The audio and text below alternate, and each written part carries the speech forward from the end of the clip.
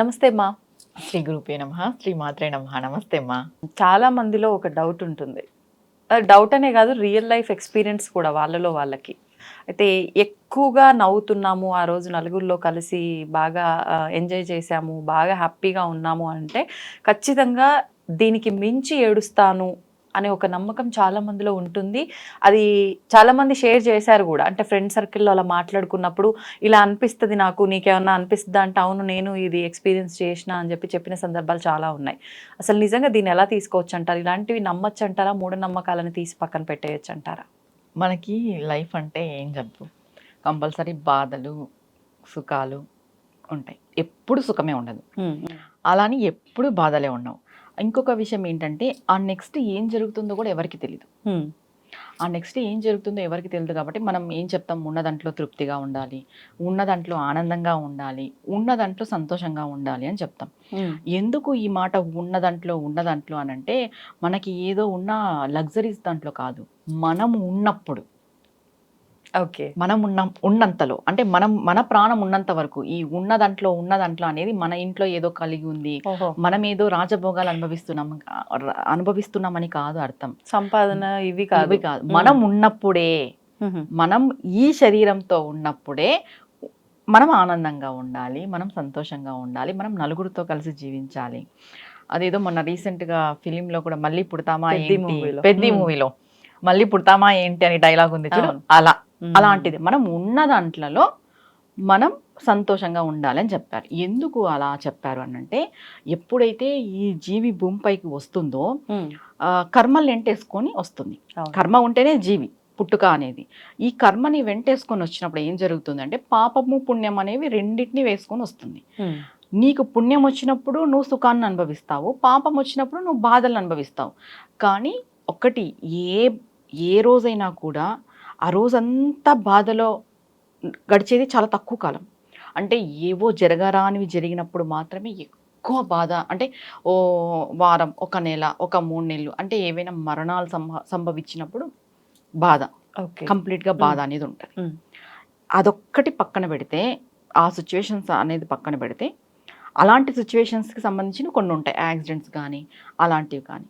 ఇప్పుడు మరణం పక్కన పెట్టేస్తే, ఎవరికైనా యాక్సిడెంట్ అయింది అనుకుందాం, ఆ రోజు బాధపడతారు, ఒక వారం బాధపడతారు, అలా అని యాక్సిడెంట్ అయిందని చెప్పి జీవితాంతం బాధపడుతూనే ఉంటారు కదా. ఫర్ సపోజ్ యాక్సిడెంట్లో ఒక చెయ్యో ఒక కాలో ఫ్రాక్చర్ అయిపోయి ఉంటుంది, ఆ కాల్ని సెట్ చేసుకునేకి చూస్తాం, కానీ అలానే ఆ కాల్తో అలానే ఉండి అలానే జీవించాలని ఎవరు అనుకోరు కదా. ఇప్పుడు మీరన్నట్టుగా నవ్వితే బాధపడతాము అని అంటే, నవ్వుకోకున్నట్టు ఉంటామా బాధపడతామని?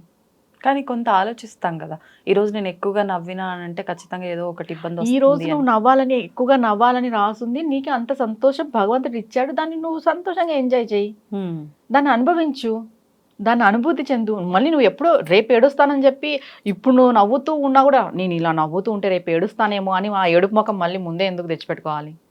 ఆలోచన చేసి. కంపల్సరీ ఒక విషయం ఏంటంటే అమ్మా, మీరు బాగా అబ్జర్వ్ చేస్తే, ఒక మనిషి హాస్పిటల్ అడ్మిట్ అయినప్పుడు వెంటిలేటర్ దాంట్లో టీవీ ఉంటుంది కదా, వెంటిలేటర్లో టీవీ దాంట్లో ఇలా లైన్ అప్ అండ్ డౌన్ ఉంటుంది. అలా ఉంటేనే మనిషి బతికినట్టు. అది సాఫీగా ఇలా వెళ్ళిపోయింది అనుకో, లైన్గా ప్రాణం పోయిందని మనకు తెలుస్తుంది. ఇంకా జీవితం అంటే ఏంటి, నీకు జనరల్గా ఎలక్ట్రిక్ హెల్త్ పరంగా వెంటిలేటర్లోనే అప్ అండ్ డౌన్ ఇచ్చాడు. జీవితంలో కూడా అప్ అండ్ డౌన్స్ ఖచ్చితంగా ఉంటాయి. అంటే బాధలు, సంతోషాలు, సుఖాలు, నష్టాలు, గోలలు, ఏడుపులు అన్నీ ఉంటాయి. అన్నీ ఉంటాయి. ఆ ఉన్న దాంట్లో, అంటే అన్నీ ఉన్నా కూడా నువ్వు బాధలో కూడా సంతోషంగా ఉండాలని చెప్పి మనకి ఆధ్యాత్మిక మార్గం అనేది చెప్తుంది. బాధలో కూడా నువ్వు ధైర్యంగా ఉండాలని చెప్పి మనకి దైవత ఆరాధన చెప్తుంది. నీకు ఎంత కష్టం, ఎంత నష్టం వచ్చినా కూడా నువ్వు ధైర్యంగా నిలబడాలి. నువ్వు ఈ డిప్రెషన్స్కి కానీ, ఈ సూసైడ్స్కి కానీ, సూసైడ్ చేసుకుంటుంటారు కొంతమంది చిన్న చిన్న దాంట్లకి, ఇలాంటి వాటికి నువ్వు గురి కాకోకున్నట్టు ఉండడానికి మనకి భగవత్ ఆరాధన మనం నిలుపుతుంది. చెప్పాలంటే ఈ భగవంతుని యొక్క ఆరాధన నువ్వు మంచిగా సంతోషంగా ఈరోజు నవ్వుతున్నావు, నవ్వు దాన్ని అనుభవించు ఫస్ట్. ఓకే, రేపటి కదా రేపు, నెక్స్ట్ సెకండ్ ఏం జరుగుతుందో తెలీదు. నువ్వు ఇప్పుడు ఉన్న నవ్వుని అనుభవించుకోకుండా, నేను ఇవాళ ఎక్కువ నవ్వేస్తున్నాను, రేపు ఖచ్చితంగా ఏడుస్తానని నువ్వే ఫిక్స్ అయితే ఎలా? ఇంకొకటి ఏంటంటే, మన జనరల్గా మనిషి యొక్క నైజం, మనం ఏదైతే ఫిక్స్ అవుతామో గట్టిగా, అదే మనకి ప్రకృతి ఇస్తుంది అని మనం నమ్ముతాం. ఎందుకంటే మనిషి ఎప్పుడు కూడా ప్రకృతికి కనెక్ట్ అయ్యి ఉంటాడని మనం ఎప్పుడు చెప్పుకుంటూ ఉంటాం ఆ విషయం. నువ్వు మనిషి అంటేనే ప్రకృతి, జీవుడు అంటేనే ప్రకృతి. అలా నువ్వు కనెక్ట్ అయి ఉన్నప్పుడు నువ్వు నెగిటివ్ ఆలోచిస్తే నీకు నెగిటివే జరుగుతుంది, పాజిటివ్ ఆలోచిస్తే పాజిటివే జరుగుతుంది. ఎంత కష్టమైనా రాని నువ్వు పాజిటివ్గా ఆలోచించు. ఇప్పుడు నువ్వు ఈరోజు ఏదో నీ బాస్తో నీకేదో ఇబ్బంది అయింది, ఏదో నువ్వు ఆయనతో 4 తిట్లు తిన్నావు, నువ్వు బయటికి వచ్చావు, ఆ క్షణం అయిపోయింది. నువ్వు తిట్లు తిన్న క్షణం అయిపోయింది. నువ్వు దాన్ని పట్టుకొని 1 రోజు 2 రోజులు 3 రోజులు క్యారీ ఫార్వర్డ్ చేస్తే పోయేది నీ జీవితం. ఈ 3 రోజులు కూడా మళ్ళీ నువ్వు తిరిగి తీసుకురాలేవు. నువ్వు అక్కడ అంటే తిట్టించుకున్న తర్వాత తుడుచుకొని బతకాలా అనేది కాదు నేను చెప్తున్నది. దాన్ని నువ్వు ఒక సైడ్ పెట్టేసుకొని, అంటే నేను మళ్ళీ మరలా దీన్ని రిపీట్ చేసుకోకూడదు అని నువ్వు ఫిక్స్ కావాలి అన్నప్పుడు, నువ్వు అలా ఫిక్స్ అయినప్పుడు ఈ 3 డేస్ అనేటివి నాశనం కావు. కొంతమంది ఏం చేస్తారు తెలుసా, దాన్ని ఫిక్స్ అవ్వరు. నేను మరలా ఈ స్టేజ్లో, అంటే నేను తిట్టించుకోకూడదు, నేను ఈ నష్టం పొందకూడదు, నేను ఇలా అవమానం పడకూడదని ఫిక్స్ అవ్వరు. జరిగిన అవమానాన్ని తలుచుకుంటూ బతికేస్తారు. అవును, అలా ఉండద్దు. జరిగిన అవమానాన్ని తలుచుకుంటూ బతకద్దు. నెక్స్ట్ ఈ అవమానం జరగకూడదు అని బతకాలి.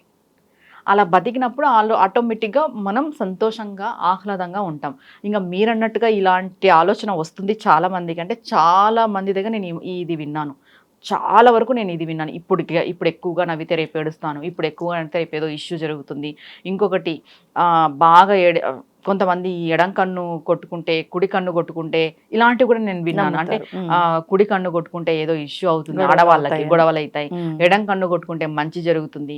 ఈ రెప్పలు కొట్టుకోవడం అనేది హీట్ వల్ల కొట్టుకుంటుంది, బాడీలో హీట్ ఎక్కువైనప్పుడు కొట్టుకుంటుంది. ఇది ఎవరెవరు నమ్మకం విజితమ్మ. మనం ఇలానే ఉండండి, మాలాగా మీరు ఆలోచించండి అని చెప్పలేము. కానీ ఆ నమ్మకంలో ఆ ఊబిలో పడిపోయి ఉన్న ఆనందాన్ని కూడా పోగొట్టుకోవద్దు. అంటే ఇప్పుడు నీకేదో కుడి కన్ను కొట్టుకొనింది, నాకేదో కుడి కన్ను కొట్టుకునింది, ఏదో జరుగుతుంది ఏదో జరుగుతుంది, నువ్వు దాన్ని తపస్సు చేస్తున్నావు. ఏదో జరుగుతుంది అని మనం వింటూ ఉంటాం. కొన్ని సమయాల్లో కొన్ని మాటలు మాట్లాడకూడదు అని, అసుర సంధ్య వేళలో నెగిటివ్స్ ఏవి మాట్లాడకూడదు అంటుంటాం. దేవతలు తిరుగుతుంటారు, ఆ టైంలో ఏదైనా నెగిటివ్ మాట్లాడితే తదాస్తు దేవతలు ఉంటారు అని. నువ్వు ఈ రోజు నీకు కుడి కన్ను కొట్టుకుంటే ఈ రోజు నుండి మొదలు పెడతావు, నాకు కుడి కన్ను కొట్టుకుంటుంది, నాకు ఏదో జరుగుతుంది అనిపిస్తుంది, కుడి కన్ను కొట్టుకుంటుంది, ఏదో జరుగుతుంది. ఏదో ఒక టైంలో నువ్వు అనుకున్నప్పుడు అట్లా తదాస్తు దేవతలపై తదాస్తున్నారు, ఖచ్చితంగా ఏదో ఒకటి జరుగుతుంది. నీకు కుడి కన్ను కొట్టుకొనింది, నీకు ఆ ఫీలింగ్ ఉంది ఏదో జరుగుతుందని, కానీ తీసేయి, ఏం జరగదు. మనిషి ఒక్కటి చెప్పాలంటే మనిషే శాసిస్తాడు, మనిషికి అంత శక్తి ఉంది. మనిషే దేవుడు.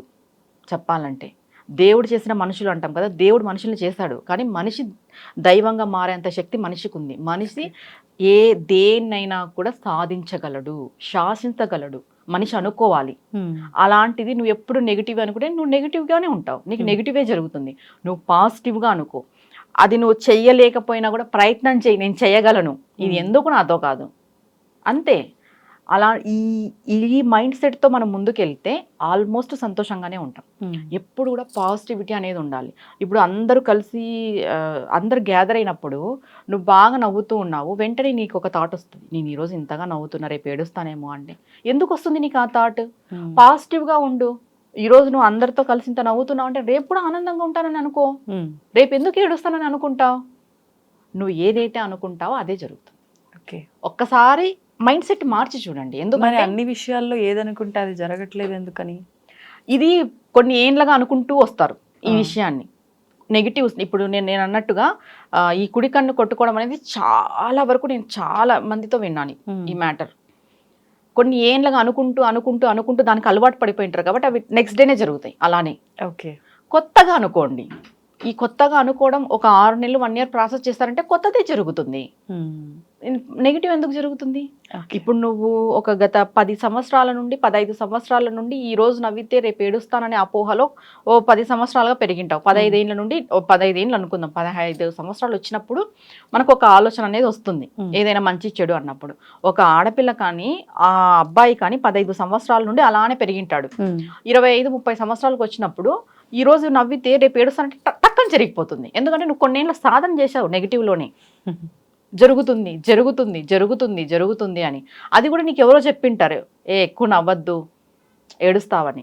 ఇంకొకటి ఎందుకు ఆడపిల్లల వరకు ఇది ఎక్కువ నవ్వద్దు అన్నారంటే, ఆడపిల్లలు ఎంత అనుకువగా ఉండాలి అంటే 10 మందిలో అట్లా నవ్వకూడదు, గట్టి గట్టిగా నవ్వకూడదు, అది మంచి పద్ధతి కాదు అన్నట్టుగా మనకి పూర్వం పెద్దలు చెప్పడం చెప్పేవారు. జరిగింది. అవును. అంతే తప్ప నవ్వితే ఏడుస్తారు అనేది ఎందుకు వచ్చింది అంటే, ఈ ఏడుస్తారు అనే నెగిటివ్ చెప్తే నవ్వకోకున్నట్టు ఉంటారు. అంటే బయట ఉన్నప్పుడు కొంచెం సౌమ్యంగా ఉంటారు, పద్ధతిగా ఉంటారు. మనం ఇప్పుడు ఒక అమ్మాయి గట్టిగా నవ్వితే మంచిది కాదు అని మనం వింటూ ఉంటాం. అవును. పెద్దలు చెప్తూ ఉంటారు. అది అంటే వాళ్ళ పెరిగిన వాతావరణం కూడా కరెక్ట్ కాదు అని ప్రజలు ఉమ్. నిర్ధారిస్తారు. ఇంట్లో పెంపకం సరిగ్గా లేదు అని 10 మంది అనుకుంటారు బయట ఇట్లా నవ్వితే. అదేదో ఈ రోజు నవ్వితే రేపు ఏడుస్తావని చెప్తే నవ్వడం ఆపుతారు అని ఒక్క విషయానికి ఒక నెగిటివ్ తగిలిచ్చారు తప్ప, నవ్వితే ఏడుస్తారనేది అపోహ. ఉమ్. మీరు ఆ నెగిటివ్ నుండి బయటికి రండి. ఇప్పుడు పాజిటివ్ కొన్ని రోజులు అనుకోండి, ఒక 6 నెలలు సంవత్సరం అనుకోండి, నాకు నవ్వినా ఏం కాదు రేపు కూడా నవ్వుతాను అనుకోండి. ఒక 6 నెలలు సంవత్సరానికి మీరే తెలుసుకుంటారు, నేను ఇన్ని రోజులు చాలా నెగిటివ్లో బతికినాను అనేసి. ఏదైనా కూడా మన ఆలోచనే మనకి క్రిస్టల్ క్లియర్గా మన ముందు కనిపిస్తుంది, ఒక సినిమా లాగా. నువ్వు ఏదైతే ఆలోచిస్తావో అదే. ఓకే. నువ్వు మంచి ఆలోచిస్తే మంచి, చెడు ఆలోచిస్తే చెడు. ధన్యవాదాలు. నమస్తే అమ్మా.